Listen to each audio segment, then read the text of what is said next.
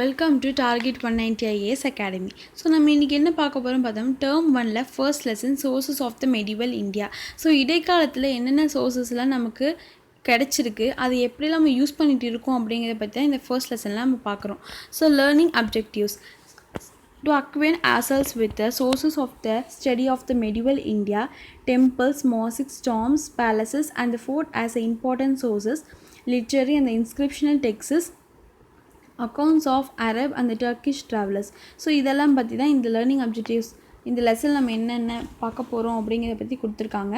Introduction. The period from AD CE 100 to 1200, from AD 1200 to 1700 are classified as early medieval and the later medieval periods respectively in Indian history. Numerous and the various sources are fortunately available to the historians engaging in the study of the medieval India. Added to the information that gleaned from inscriptions, monuments and coins of the accounts left by the Arab, Persian and the Turkish chroniclers. So early medieval period பார்த்தோன்னா 700 to 1200 and the later medieval period பார்த்தோம்னா 1200 to 1700. இது ரெண்டு தான் நம்ம early medieval and the later medieval சொல்கிறோம். அதுக்கப்புறம் பார்த்தோன்னா நிறைய இன்ஸ்கிரிப்ஷன்ஸு, மானுமெண்ட்ஸ், காயின்ஸ் இதெல்லாம் வச்சு தான் அவங்களுடைய ஆட்சி முறை எப்படி இருக்குது, அவங்க எப்படி வாழ்ந்திருக்காங்க அப்படிங்கிற விஷயத்த நம்ம இப்போ க்ளீன் பண்ணிகிட்ருக்கோம், சேகரிச்சிட்ருக்கோம். அதுக்கப்புறம் the opinion of the courtiers and the chroniclers are often one-sided, written in the hyperbolic language excavating the king's achievements. Let us now explore the various sources available for study of the history of the medieval India. So அரசர்களோட எப்படி இருந்தது, அவங்களோட ஆட்சி முறை எப்படி இருந்தது அப்படிங்கிறத hyperbolic லாங்குவேஜில் கிங்கோட அச்சீவ்மெண்ட்ஸை இவங்க எக்ஸ்ப்ளோர் பண்ணியிருப்பாங்க. ஸோ அந்த மாதிரி விஷயங்கள் எதை வச்சு அவங்க இந்த மாதிரி எடுத்திருக்காங்க, இப்போ ஆர்கியாலஜிஸ்ட் எதை ரிசர்ச் பண்ணுறாங்க, எதை வச்சு அவங்களோட ஆட்சி முறை சொல்கிறாங்க, அவங்க கிங்டமை பற்றி சொல்கிறாங்க அப்படிங்கிறத நம்ம நெக்ஸ்ட்டு ஒரு அப்கமிங் லெசனில் பார்க்க போகிறோம். Just note to box madri. Do you know the famous of the Kafi Khan, a courtier of the Emperor Aurangzeb? He says it is the duty of the historian to the faithful to have no hope of profit, no fear of injury, to show no partiality on one side or animosity on the other, to know differences between friends and strangers, and to write nothing but with sincerity. So sources. So நம்ம சோர்ஸஸ்ன்னு சொல்லி பார்த்தோன்னா ரெண்டு sources இருக்குது, primary sources and secondary sources. Primary sources அப்படின்னு சொல்லி பார்த்தோன்னா அவங்க use பண்ணுற இன்ஸ்கிரிப்ஷன்ஸு, மானுமெண்ட்ஸு, காயின்ஸ் இதெல்லாம் நம்ம ப்ரைமரி சோர்ஸ்ன்னு சொல்லலாம். அதுக்கப்புறம் அவங்களுடைய பயோகிராஃபி, ஆட்டோபயோகிராஃபி, குரோனிக்லர்ஸ், லிட்ரரி ஒர்க்ஸ் எல்லாம் நம்ம செகண்டரி சோர்ஸ் பார்த்தேன். இது செகண்டரி சோர்ஸில் அவங்களோட வாழ்க்கை வரலாறு, அவங்கள பற்றி எழுதின சுயசரி, அது நம்ம பயோகிராஃபிஸ், இந்த ஆட்டோபயோகிராஃபிஸ்ன்னு சொல்கிறோம். இது எல்லாம் பற்றி அவங்க தனியாக காப்பர் பிளேட்லேயோ அதுக்கப்புறம் பனை ஓலையிலையோ எழுதுவாங்க. ஸோ இதெல்லாமே என்னென்னா செகண்டரி சோர்ஸ்ன்னு சொல்லி பார்க்கலாம். சில இடத்துல கற்கள்லேயும் சுவர்கள்லையும் எழுதலாம். அதுக்கப்புறம் இன்ஸ்கிரிப்ஷன்ஸ் அவங்க எங்கெங்கெல்லாம் எழுதி வச்சாங்க அப்படிங்கிறது தான் நம்ம இந்த இன்ஸ்கிரிப்ஷன்ஸில் பார்க்கலாம். Inscriptions are written engraved on the solid surfaces such as rock, stones, temples, walls and the metals. The king royal decreases and the dedications and the donations, monuments raised in commemoration of the victories in the wars. Those built in the memory of the deceased various contain rich informations about the concerned era. Various types of lands gifted by the Chola kings are known as the inscriptions and the copper plates. They are Velan Vagai, Brahmadya, Salaboga, Devadan, பளிச்சந்தம். So இதெல்லாம் தான் யாருன்னா அந்தந்த group of people, ஒரு சில type of பீப்புளுக்கு அவங்க ஒரு சில லேண்டை கொடுத்துருப்பாங்க. ஸோ இதெல்லாம் தான் என்னென்னு பார்த்தோம்னா various types of lands gifted by the Chola kings. அதுக்கப்புறம் copper plates grants which were treated as a legal documents have significant source value. The Islamic Persian practices and the relative high cost of the copper plates made palm leaf and the paper cheaper alternative from the 13th century onwards. So நான் முதலே சொன்ன மாதிரி copper பிளேட்ஸ்க்கு use பண்ணுறதுக்கு பதிலாக palm leaf use பண்ணாங்க. Because copper plate comparing to copper plates palm leaf கொஞ்சம் சீப்பராக இருக்கும். அதே மாதிரி அந்தளவுக்கு கஷ்டமாக இருக்காது. ஸோ காப்பர் பிளேட்ஸ்னு சொல்லி பார்த்தோன்னா கொஞ்சம் ஒர்க் ஜாஸ்தியாக இருக்கும். ஸோ இந்த மாதிரி விஷயத்தில் நம்ம காப்பர் பிளேட்ஸை விட்டுட்டு அதிகமான இடத்துல பாம் லீஃப் யூஸ் பண்ணிட்டு இருந்தாங்க. காப்பர் பிளேட்ஸ் வந்து இம்பார்ட்டண்ட்டான ஒரு சில டாக்குமெண்ட்ஸ்க்கு யூஸ் பண்ணிட்டு இருந்தாங்க.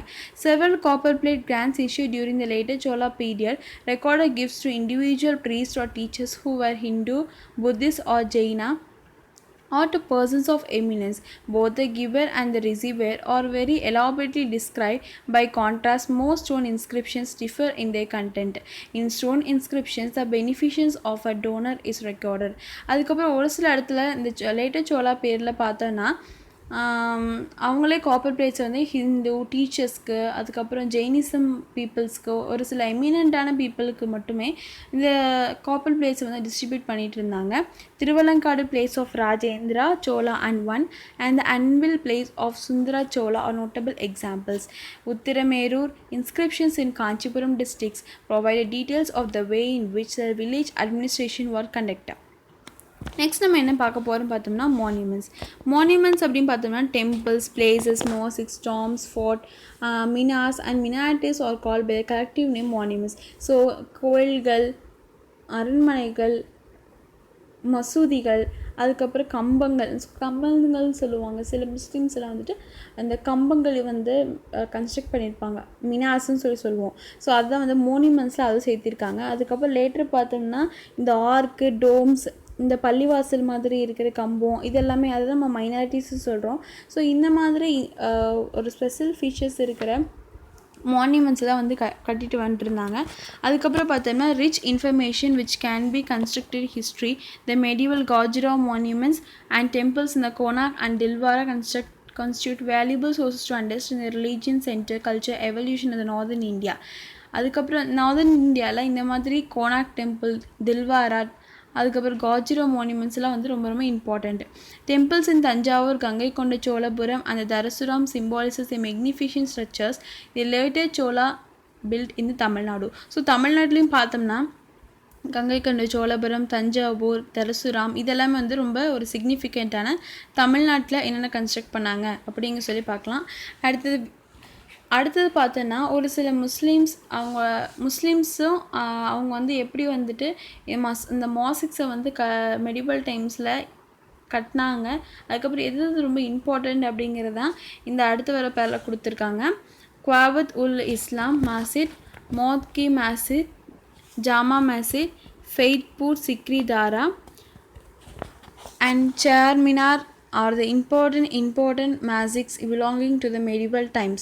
The forts of the historical importance are the Agra Fort, Chittor Fort, Gwalior Fort and the Delhi Red Fort, as well as the forts of Daulabad and the Firoz Shah Kotla. Places in the Jaipur, Jaisalmer and the Jodhpur signify the greatness of the Rajput dynasty that wielded enormous powers from these places. So எந்தெந்த டைனாசிட்டியில் என்னென்ன fort வந்து ரொம்பவுமே வந்துட்டு ஒரு top பிளேசஸில் இம்பார்ட்டண்ட்டாக பார்க்கப்பட்டுச்சு அப்படிங்கிறத நம்ம இந்த பேரில் பார்த்தோம். குவாவத் மினார் அண்ட் த அலா Darwaza, the tombs of the Iltutmish, Balban and all the Mughal rulers or the other prominent structures recognized as a valuable source of the information. Cities in reign such as Firozabad and Tughlakabad in North India and Hampi in South India remains rich repositories of the history of the medieval India. So இவங்க monuments மட்டும் construct பண்ணாமல் நிறைய களஞ்சியங்களும், நிறையா art, Doms, நிறையா டெம்பிள்ஸையும் வந்து construct பண்ணியிருக்காங்க. ஒவ்வொரு பீரியட்லேயும் வந்துட்டு ஒவ்வொன்று ரொம்ப இம்பார்ட்டண்ட்டாக அவங்க வச்சுருக்காங்க. நெக்ஸ்ட் வந்து பார்த்தோம்னா காயின்ஸ் வந்து அவங்க எப்படி யூஸ் பண்ணாங்க, என்னெல்லாம் அதில் கொடுத்துருக்காங்க அப்படிங்கிற இந்த பேரில் நம்ம பார்க்க போகிறோம். So the picture and the legend on the coins convey the names of the kings with their titles and the portraits, even places, dates, dynasties and the logos. The compositions of the metals in the coins gives us the informations and the economic condition of the emperor. Mention the king's achievements like military conquest, territorial expansion, trade links and the religious faiths can also be found in the coins. So காயினில் அவங்களுடைய எந்த அளவுக்கு அவங்களோட ராஜ்யங்கள் இருந்தது, அவங்களோட date, place, events, logos எல்லாம் வந்துட்டு அந்த காயினில் வந்துட்டு எம்பார்ட் பண்ணுவாங்க. ஒரு சில இடத்துல ஒரு சில கிங் அவங்களோட அச்சீவ்மெண்ட்ஸ், அவங்களோட கான்க்வெஸ்டையும் கூட அதில் வந்து இன்சர்ட் பண்ணியிருப்பாங்கன்னு சொல்லி பார்க்கலாம். அடுத்தது Muhammad Ghori has stamped the figure of the goddess Lakshmi on his gold coins. So இதில் நம்ம முக்கியமாக பார்க்க வேண்டியதுன்னா ஒரு முஸ்லீம் மதத்தை சார்ந்த ஒருத்தர் அவருடைய காயினில் பார்த்தோம்னா லக்ஷ்மியோட உருவத்தை பதிச்சிருப்பார். ஸோ இதில் தான் தெரியுது அவங்க ரிலீஜியஸ்ன்னு சொல்லி பார்க்காம எல்லாருமே ஈக்குவல் அப்படிங்கிற ஒரு விஷயத்த அவங்க அந்த காலத்துலேயே வந்து ஒரு ஸ்ட்ராங்கான ஒரு விஷயத்த சொல்லியிருக்காங்க. அடுத்து பார்த்தோன்னா இந்த copper jitals are available for the study of the period of the Delhi sultans. Silver tanka introduced by Iltutmish, Alauddin Khalji gold coins, Muhammad bin Tughlaq copper token currency are indicative of the coinage as well as the economic prosperity or otherwise of the country of the time. So next வந்து என்ன religious literature. அவங்களுடைய religious எந்த அளவுக்கு இருந்தது, அந்த religious எப்படி லிட்ரேச்சரில் அவங்க கொடுத்தாங்க அப்படிங்கிறத இந்த பேர் நம்ம பார்க்க போகிறோம். நெக்ஸ்ட் என்னென்னா devotional moments in southern India and the later in northern India in the development of the Bhakti or devotional literatures. The Chola period was known as a period of the devotional literature, and works such as Kambaramayanam, Sekalar, Periya Puranam, Nalayira Divya Prabandham composed by 12 alvas and compiled by Nadamuni. Devaram composed by Appar Sambandar and the Sundara and the compiled by Nambiyanda Nambi, Manika Vasaga, Tiruvasagam. So பார்த்தோன்னா நம்ம நிறையா 12 always, அதுக்கப்புறம் வந்துட்டு அப்பர், சம்பந்தர், சுந்தரர் இவங்கெல்லாம் தேவாரத்தையும், மாணிக்க வாசகர் வந்து திருவாசகத்தையும், இந்த மாதிரி நிறைய விஷயங்களை வந்து அப்போ சைவ சமயத்தை சார்ந்தவங்க அவங்களுடைய அவங்களோட கோட்பாடுகளை வந்து நிறையா புக்ஸாக வந்து எழுதியிருக்காங்க. அது போக நம்ம வந்துட்டு அது தவிர கீதா கோவிந்தம் அப்படிங்கிற புக்கை வந்து கபில் அப்படிங்கிற ஒரு கபீர்தாஸ் வந்து எழுதுகிறாங்க. அதில் வந்துட்டு பக்தி மூமெண்ட் எப்படிலாம் இருக்குது அப்படிங்கிறத பற்றியும் வந்துட்டு ரொம்ப கிளியராக சொல்லியிருப்பாங்க. அடுத்து செக்குலர் லிட்ரேச்சர், ஒரு மத சார்பற்ற இலக்கியம் வந்து இருக்கணும் எந்த ஒரு மதத்தையும் சாராமல் இலக்கியங்களை வந்து இயற்றணும் அப்படிங்கிறது தான் அதோடைய ஒரு கோலாக இருந்தது. ஸோ அது எப்படி இருந்தது அப்படிங்கிறது இந்த பேரில் நம்ம பார்க்க போகிறோம். மதுரா விஜயம் அந்த அமுத மல்யதா were poems composed by Ganga Devi and Krishna Devaraya respectively that helped us to gain insight in the events and the individual associated with the Vijayanagara Empire. Chan Bardis, Prithviraj Raso portraits a Rajput king's valor. So இந்த மாதிரி ஒரு கிருஷ்ணதேவராயர் கங்காதேவி ரெண்டு பேர் சேர்ந்து அந்த எழுதின poems வந்து மதுரை விஜயம் அந்த அமுத மல்யதா. அதில் வந்துட்டு விஜயநகர எம்பையர் எப்படியெல்லாம் இருந்தது அப்படிங்கிற விஷயத்த சொல்லியிருப்பாங்க. அதுக்கப்புறம் சந்த் பர்தைஸ், பிருத்திவிராஜ் ராசோ போர்ட்ரைஸ் ராஜ்புட் கிங்ஸ் வேலியர். ஸோ இந்த பிருத்திவிராஜ் ராசோவோட அவங்க எப்படி சித்தரிச்சிருக்காங்க ராஜ்புட்டோட கிங்கோட வேலியர் பற்றியெல்லாம் அதில் வந்துட்டு கொடுத்துருப்பாங்க. ஸோ அவங்களோட இது மட்டும் சொல்லாமல் மற்ற கிங்டம் மற்ற டைனாசிட்டிஸ் பற்றியும் எந்த ஒரு செக்குலாரிட்டியும் பார்க்காம கரெக்டான செக்குலரான ஒரு லிட்ரேச்சராக வந்து கொடுத்துருக்காங்க. மத சார்பற்ற இலக்கியமாக வந்து அவங்க வந்து இயற்றிருக்காங்கன்னு சொல்லி பார்க்கலாம். புக்ஸ், பயோகிராஃபிஸ் அண்ட் ஆட்டோபயோகிராஃபிஸ், நான் முன்னாடியே சொன்ன மாதிரி புத்தகங்கள், பயோகிராஃபிஸ் அவங்களுடைய வாழ்க்கை வரலாறு, ஆட்டோபயோகிராஃபிஸ் அவங்களுடைய சுயசரிதை, இது எல்லாம் வந்து அவங்க எந்தெந்த இயரில் என்னென்ன பண்ணாங்க அப்படிங்கிறத பற்றி தான் இந்த பேர் நம்ம பார்க்க போகிறோம். Minhaj us Siraj patronized by Sultan Naziruddin Muhammad of slave dynasty wrote Takbadi I Nazri. The compendium deals with the period from the conquest of the Muhammad Ghori to AD 1260. The compendium was named after his patron. In the 13th century, Hasan Nizami, a migrant from Ghazni, wrote Taj-ul-Mazari towards the end of the Iltutmish rule. It provides information about Quwabud Uddin Aibak and it's considered the first official history of the Delhi Sultanate. So இந்த மாதிரி ஒவ்வொரு இயர்லேயும் ஒவ்வொரு poetry, ஒவ்வொரு king வந்துட்டு அவங்க books, அவங்களோட biographies, அவங்களோட autobiographies ஃபுல்லாகவே வந்து இன்ட்ரடியூஸ் பண்ணியிருப்பாங்க. நெக்ஸ்ட்டு வந்து பார்த்தோன்னா ஒரு சின்ன டூ பாக்ஸ் மாதிரி. தபக்கத் is an Arabic word meaning generation of centuries. Tuk is a Persian word meaning autobiography. Tariq or Taqiyuq or the Arabic words meaning history. So இதெல்லாம் வந்துட்டு ஒரு சின்ன அவங்க வேர்டுக்கு என்னென்ன மீனிங் அப்படிங்கிற சொல்லி பார்த்துருக்கலாம். In the 16th century, Emperor Babur-Nama and the Abul Fazl I.N. Akbari and the Akbarnama provide detailed information about these two emperors. In the 17th century, Jahangir wrote his memoir Tukhi-i-Jahangir, drew a lot of light on the period. So அவங்களுடைய ஜஹாங்கீர் வந்துட்டு அவருடைய அவருக்கு என்னென்னலாம் அவரோட memories எந்த அளவு அவருடைய எந்த அளவு அவங்களோட வாழ்க்கையில் என்னென்ன மெமரிஸ் எல்லாம் இருந்தது அப்படிங்கிறதே ஒரு புக்காக வந்து போட்டிருக்காரு. ஆட்டோபயோகிராஃபிஸ் எழுதியிருக்காங்க. அதுக்கப்புறம் வந்துட்டு செல்ஃபாக புக்ஸ் நிறைய எழுதியிருக்காங்கன்னு சொல்லி ஒவ்வொரு இயர்லேயும் வந்துட்டு ஒவ்வொரு கிங் வந்து அவங்களுடைய அந்த புக் அந்த ரிட்டன் ஹேபிட்டை வந்து வெளிப்படுத்தியிருக்காங்க. அதுக்கப்புறம் சொல்லி பார்த்தோன்னா similarly Badauni outstanding work Tarikh Badauni was published in 1595. The work spanned 3 volumes. The volume on Akbar's region is a frank and critical accounts of the Akbar's administrations, particularly of his religious policy. So ஒவ்வொரு டைம்லேயும் வந்து அவங்க ஒவ்வொன்றும் வந்து use பண்ணிகிட்டு இருந்திருக்காங்க. ஒவ்வொரு books வந்துட்டு அவங்க இன்ட்ரடியூஸ் பண்ணிகிட்டே இருந்திருக்காங்க. அதுக்கப்புறம் ட்ராவலர்ஸ் அண்ட் த ட்ராவலாக்ஸ் அந்த பயணிகளோட பயண குறிப்பும் தான் ஒரு சில நிறைய இம்பார்ட்டண்ட்டான ஒரு விஷயங்களை வந்து நமக்கு இப்போ சொல்லிகிட்டு இருக்காங்க. So Marco Polo a Venetian traveller visited when the Pandyan kingdom was becoming the leading Tamil part இந்த 13th century. So 13th centuryயில் Marco Polo அப்படிங்கிற ஒரு வெனிட்டியன் ட்ராவலர் வந்து அங்கேருந்து நம்ம பாண்டிய கிங்டம்க்கு வந்து தமிழ் பவர் எப்படி இருக்குது அப்படிங்கிறத பற்றி அவர் வந்து ஒரு ரிசர்ச் பண்ணுறாரு. Marco Polo was twice in Kayal which was port city in Thoothukudi district of Tamil Nadu presently. It was full of ships from Arabs and China. Marco Polo tells us that he himself came by a ship from China. According to Marco Polo, thousands of horses were imported into southern India by sea from the Arab and Persia. So அப்போ பார்த்தோம்னா கயல் அப்படிங்கிற ஒரு place தான் வந்து அவங்க வந்து city அவங்களோட கேபிட்டலாக வச்சுருக்காங்க. ஸோ மார்க்கோ போலோ வந்துட்டு சைனாலேருந்து வந்திருக்காரு. அதே போல் நம்ம பாண்டியா கிங்டம்க்கு வந்து அதிகமான ஹார்சஸை வந்து இம்போர்ட் பண்ணியிருக்காங்க by ships from the various countries.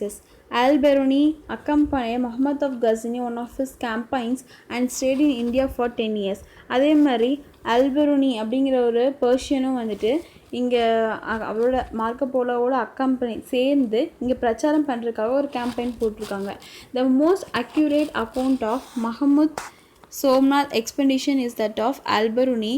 As learned man and a scholar, he traveled all over India trying to understand Indian and her people. So இதே மாதிரி நிறைய வகையான ட்ராவலர்ஸ் வந்துட்டு நம்ம இந்தியாவில் நம்மளோட மெயினாக சவுத் இந்தியாவில் வந்துட்டு இருந்து நம்மளோட இந்தியன் கல்ச்சர் எப்படி இருக்குது, அவங்க எப்படி இந்த ஃபிலாசபி எப்படி லிட்ரேச்சர்ஸ் எல்லாம் யூஸ் பண்ணுறாங்க அப்படிங்கிற நிறைய விஷயத்தை வந்து கற்றுருக்காங்க. He learned Sanskrit and studied the philosophy of the India. In his book Takhuq-i-Hind, Al-Biruni discussed the Indian conditions, systems of knowledge, social norms and religions. So இந்த மாதிரி எல்லா விஷயம் சொசைட்டிக்கு தேவையான எல்லா விஷயங்களையும் வந்து அவங்க புக்ஸில் வந்து ரெப்ரசன்ட் பண்ணியிருப்பாங்க. ஐபன் பட்டூட்டா, an Arab-born Morocco scholar, traveled from the Morocco right across North Africa to Egypt and then Central Asia and India. His travelogue contains rich details about the people and the countries he visited. According to him, Egypt was rich then because of the whole of the Indian trade. So இதே மாதிரி பார்த்தோன்னா ஒவ்வொருத்தரும் Egypt இந்த Iban பட்டூட்டா அப்படிங்கிறவர் வந்துட்டு இந்தியாவோட caste practices of சதி அப்படிங்கிற ஒரு விஷயத்தை வந்து ரொம்பவுமே எக்ஸ்போஸ் பண்ணியிருப்பார்.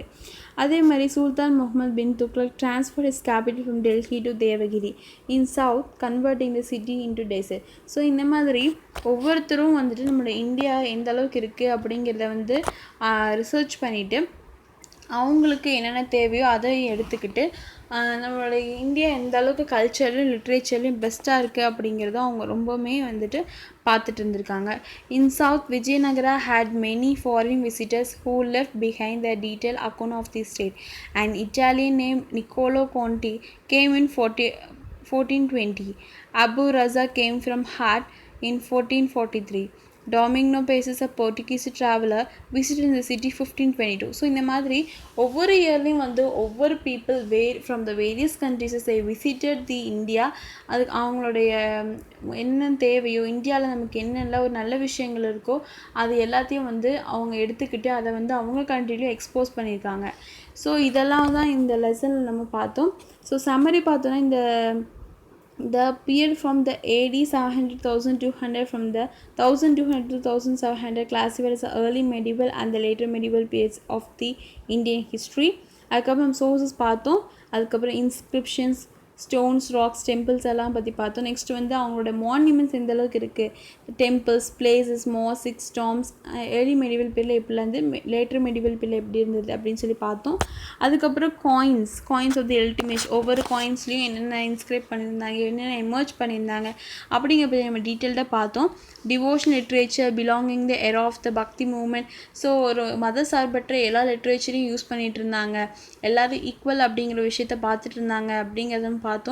Books, biographies and the autobiographies that provide information about the political, social and economic conditions of the medieval times are detailed. Travelers' account by mostly by the visiting Arab and the Persian scholars are given in the end. Thank you.